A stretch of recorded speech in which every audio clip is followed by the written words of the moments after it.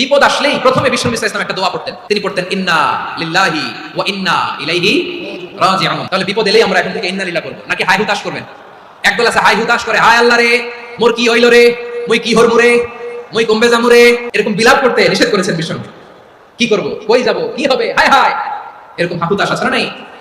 বিশ্বাসীরা হাহুতাশ করে না, তারা ইন্না লিল্লাহ পড়ে। তারপরে বিশ্বনবী পড়তেন আল্লাহুম্মা আজুরনি ফি মুসিবাতি ওয়াখলুফ লি খায়রাম মিনহা। একসাথে প্রথমে পড়তেন ইন্না লিল্লাহি ওয়া ইন্না ইলাইহি রাজিউন, তারপর পড়তেন আল্লাহুম্মা আজুরনি ফি মুসিবাতি ওয়াখলুফ লি খায়রাম মিনহা। মানে আল্লাহ, এই যে আমি বিপদে ধৈর্য ধারণ করলাম, এটা সব তুমি আমারে দাও, আর যেটা হারালাম এর চেয়ে ভালো কিছু দিয়ে মেকআপ করে দিও, ভালো কিছু দিয়ে বদল করে দিও। সুবহানাল্লাহ পড়েন। যুবককে দেখলাম 14 বছরের 14 দিনের সংসার, 2 সপ্তাহের সংসার শেষে জেলে গেছে। কত যুবকের যে স্ত্রী চলে গিয়েছে ফ্যামিলি ছেড়ে, কারণ জানে না তো কবে আসবে, কি হবে, কেউ জানতো না।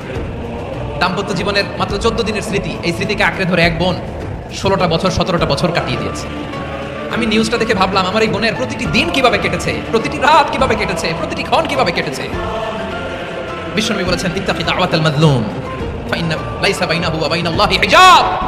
মাজলুমের কান্নাকে ভয় করো, কারণ মাজলুমের কান্না আর আল্লাহর মাঝে কোনো পর্দা থাকে না।